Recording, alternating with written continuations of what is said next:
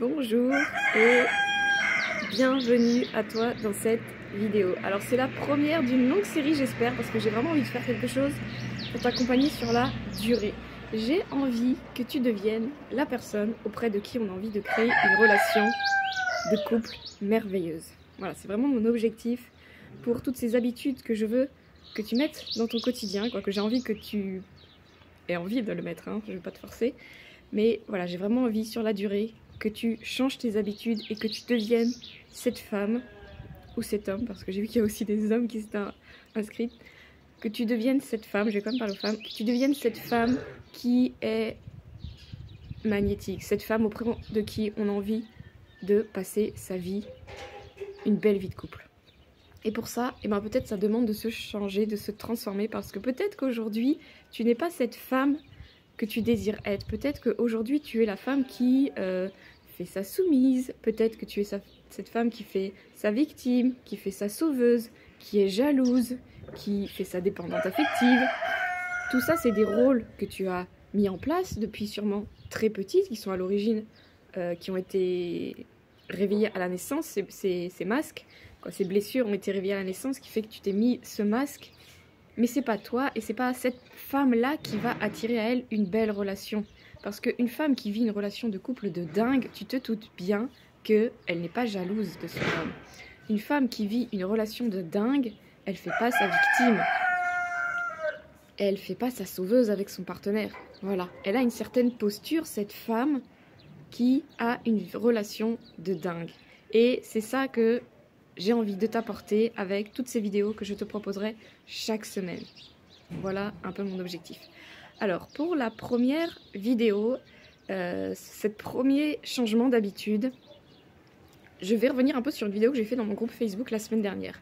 L'idée, c'est de te dire que, et ben voilà, comme je viens de te dire, l'idée c'est un peu de changer peut-être ta façon de faire aujourd'hui, ta façon de penser, ta façon d'agir, de réagir.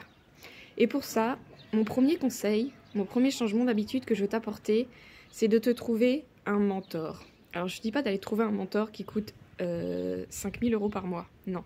Tu vas aller le trouver en t'inspirant de personnes qui t'inspirent. Et dans cette vidéo que j'ai fait la semaine dernière, j'expliquais que moi pendant longtemps je me suis inspirée du prophète Mohammed.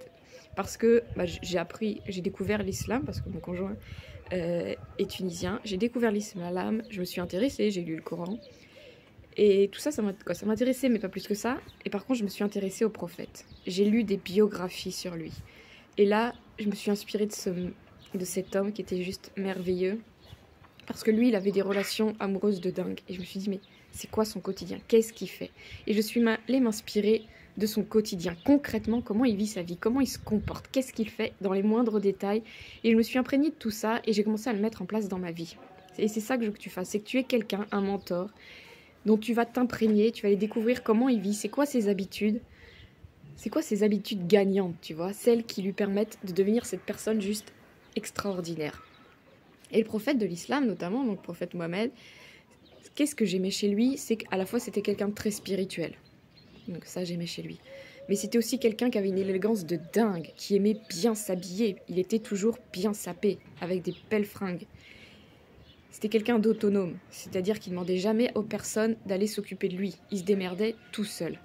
Il faisait pas son j'ai besoin de ci, j'ai besoin de ça. Non, il se débrouillait tout seul. S'il n'y avait pas à manger chez lui, c'est pas grave, il mangeait pas.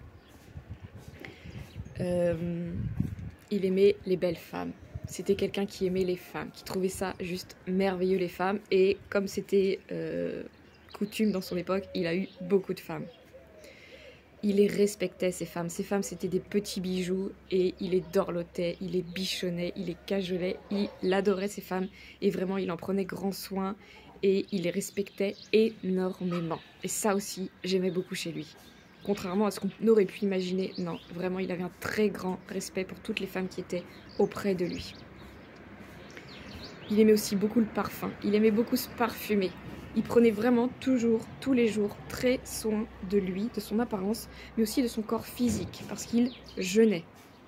Il jeûnait, donc il faisait le ramadan bien sûr, mais aussi il jeûnait 2 fois par semaine, il ne mangeait pas, parce qu'il prenait vraiment très soin de son corps. On sait qu'en jeûnant, on se détoxifie d'énormément de choses.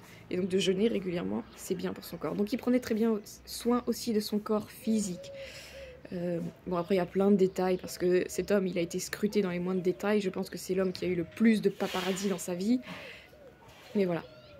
Et en tout cas, tout ça, c'est resté, parce que c'est pas si vieux que ça. Donc c'est resté, et on sait énormément de choses sur lui. Bref. Donc j'ai pu découvrir plein de choses sur la façon dont il faisait. C'était aussi un grand orateur. Alors, pas forcément... il a surtout transmis le Coran, mais il savait diriger les choses. C'était un grand leader. C'était un chef des armées. Il a construit une armée et il est allé diffuser tout son truc et aller le diffuser très très loin. Très très loin. Mais c'était un chef des armées super éthiques. On ne pouvait pas faire plus éthique. Je pense que c'est l'armée qui a quasiment jamais fait la guerre et pourtant qui a été super puissante et qui s'est diffusée super loin. Donc il avait ce leadership, ce charisme, cette autorité, mais toujours dans le plus grand respect des autres. Donc voilà, tout ça, moi, ça m'a imprégné, ça m'a inspiré et je m'en suis inspirée et j'ai essayé de devenir cette personne-là.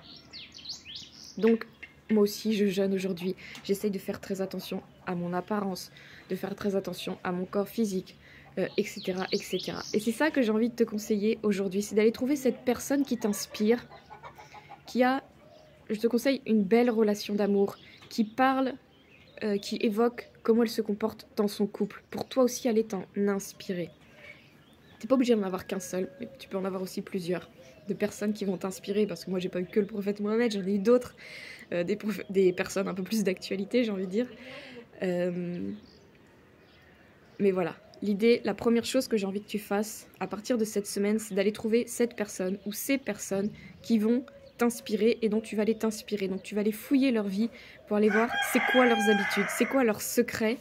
Parce qu'il ne faut pas se leurrer, après on en parlera chaque semaine, mais globalement, chaque personne, chaque femme, chaque homme qui réussit dans la vie, qui a une vie juste extraordinaire, leurs petits secrets, c'est plus ou moins tous les mêmes.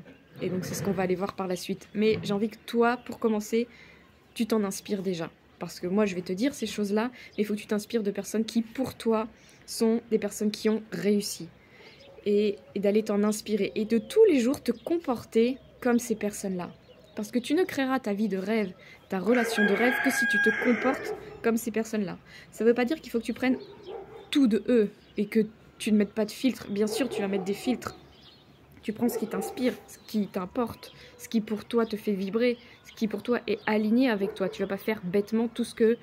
Par exemple, je vais pas faire bêtement tout ce que le prophète Mohammed faisait. Ce serait complètement idiot, d'accord? Je vais pas avoir plusieurs compagnons parce que lui avait plusieurs compagnes. Je vais pas créer et faire la guerre parce que lui a fait la guerre. Mais je retiens chez lui le fait qu'il respectait énormément les femmes. Je retiens chez lui qu'il avait un très grand leadership, qu'il savait mener des équipes. Voilà, ça me plaît, ça me parle. Mais je ne vais pas tout prendre de lui non plus. Et à vous aussi d'aller voir c'est quoi qui me plaît chez elle. Et bien ça, je vais le prendre.